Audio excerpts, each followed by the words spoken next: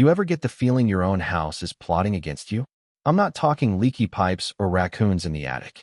I mean you're sitting at your kitchen table, minding your business, and you notice a guy in a navy windbreaker on your front porch, clipboard out, eyes cold, narrating your eviction like it's some kind of bedtime story for sociopaths. Yeah, that happened.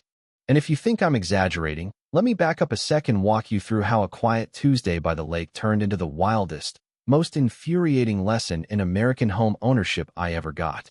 It started with the late afternoon light slanting over the water, all golden and calm, which is exactly when I should have known something was about to go sideways. Randall, clipboard guy, stood in front of my door, announcing he was here on behalf of the association to facilitate my transition out.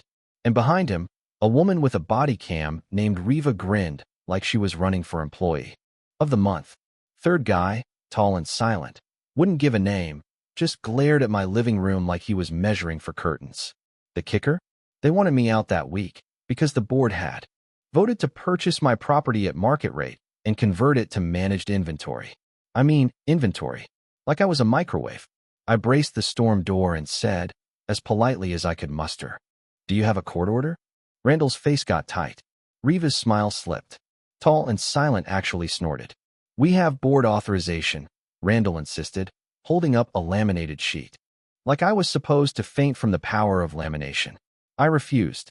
Every inch, every doorknob, every patch of chipped paint in that house was mine, and they weren't getting a single square foot. Unless a judge said so. If you step inside, I call the police. If you touch me or my door, that's trespassing and attempted self-help eviction, both illegal in this state. My voice shook. Just a little, but I held the line. See, I'd been watching the slow creep for a while. Flashy flyers for new amenities, modern revenue models sneaking into the newsletter, rules rewritten with more loopholes than Swiss cheese. Used to be, our HOA was just folks borrowing lawnmowers and trading pie recipes. Then Vex showed up, all spreadsheets and change management, and suddenly meetings were stacked with proxy votes, people with out-of-state plates calling shots, and new faces running compliance teams. Randall and Riva, his lieutenants, turned conversations into minutes and bodycam highlights for their governance channel. I swear, it was like living in a really boring episode of Survivor, but the prize was your mailbox key. Fast forward, 6 months back, a flyer lands in my box. Illegally, promising a portfolio stabilization initiative. Translation: the HOA wanted to buy up homes and run their own rental operation. No list attached, but it didn't take a genius to figure out whose place was circled in red marker. I called Randall. "It's voluntary," he said. "Productive dialogues," he said. When I pressed about bylaw amendments, he switched to, "We're piloting policy." You know what I mean? Not exactly confidence-inspiring. I emailed my refusal and sent it certified, because I've seen enough courtroom dramas to know paper trails matter. Then the real circus began. A special meeting posted with 6 minutes notice. Our rules require 48. And by the time I got the agenda, the board had adopted the new policy. Later, thanks to Riva's editing slip, I heard Vex on tape saying, "We need presence. Uniforms help. Officers sounds official." There was laughter. And then there was me, filing complaints with every agency that would listen. The day they showed up to facilitate, I dialed the non-emergency police line, voice steady as I could manage. 3 individuals on my porch, in uniforms, no court order, attempting to force a move out. The dispatcher didn't yawn. An officer rolled by, heard my story, and said I had every right to demand a court order. Self-help evictions are prohibited. That phrase felt like a lifeline. He suggested I put up a no trespassing sign, which, here's the irony, I already had, tastefully hidden, per HOA rules. But things got weirder. Notices taped to my mailbox, insurance, inspections from companies that, when I called, knew nothing about it. Riva sent terse emails about messy progress and resisting change. I responded with printed copies and a CC to the attorney general. That's how you play when you can't afford a lawyer on retainer. You make every paperclip count. Let's talk twist. Turns out, I wasn't the only one. My neighbor Jan, retired counselor, queen of the bake sale, found a door hanger asking if she'd like to film a testimonial about relief over non-compliant neighbors leaving.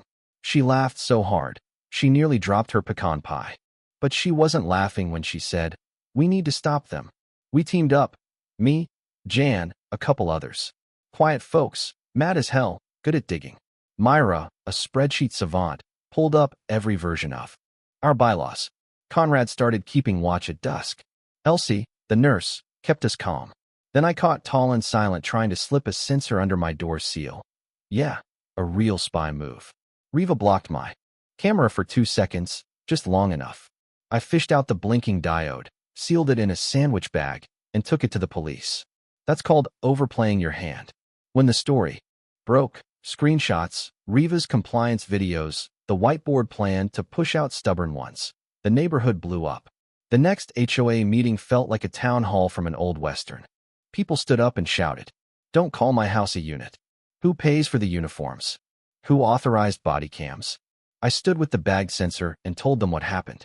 You could feel the temperature in the room drop. We didn't win with one speech. We won with receipts. Petitions, old bylaws, timelines, a recall effort. The board lawyer bluffed, but when we sued, the judge didn't buy a word of it. Injunction granted, HOA powers cut, fake fees voided, all the facilitation nonsense shut down hard. Vex, Riva, and Randall resigned. The tall man got a cease and desist. The board turned over.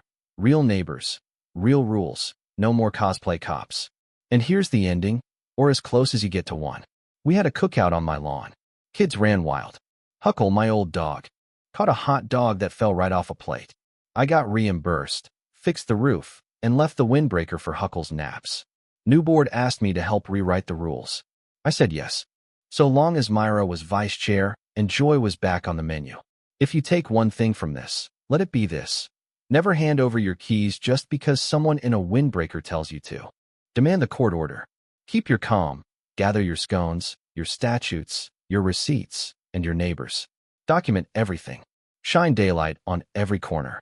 And if you've ever tangled with an HOA or got your own community battle scars, drop your story below. Tell us what you do, what you think is right, and what you call justice where you live. I'll be here, on the porch, dog snoring, lake shining, room still mine. Funny thing about living through a storm is, you never really feel the sunshine until you've spent a few weeks squinting through clouds. After that town hall, I half expected life to return to normal overnight, like a movie where the credits roll the second the villain leaves the frame. But real life's not so clean. Victory was noisy, then weirdly quiet. And even as folks started waving again on their morning walks, there was this feeling in the air, like everybody was waiting to see if the sky would clear or split open again. The new board met. Well, you could tell that much. They held meetings in the open, no last-minute agendas taped to lampposts, no secret proxies. Myra set up a drive where anyone could check budgets in minutes. Conrad, bless him, actually read the landscaping contract line by line, like it was a whodunit. Elsie organized a potluck to talk about rule changes. I found myself, weirdly, becoming the person neighbors stopped to ask about anything from property lines to which wire in their garage was probably tripping the breaker. It's a strange kind of fame. Being the guy who stood up when standing up was hard. But you don't just dust off after something like that, not really. Even Huckle was jumpier. He'd bark if a stranger so much as slowed down in front of our mailbox. Jan would still text me every time. She noticed a car idling at the far end of the block, even if it turned out to be a pizza delivery.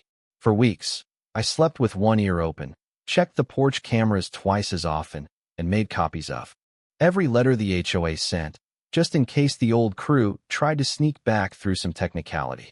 Then, about a month after the injunction, I got a fat envelope in the mail, official letterhead, thick with legalese and, honestly, dread.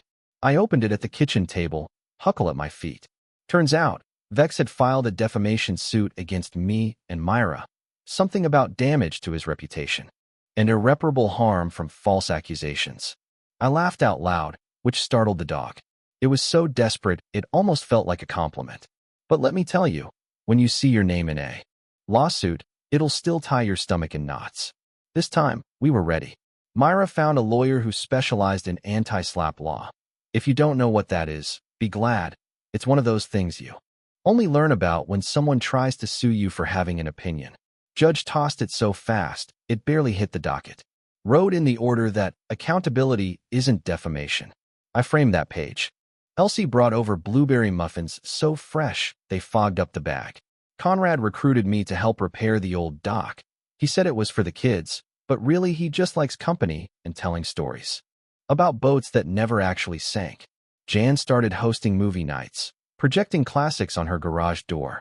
You learn, in the aftermath, that small rituals are how you stitch up a community, maybe even your own nerves. One afternoon, we got a whiff of a new threat.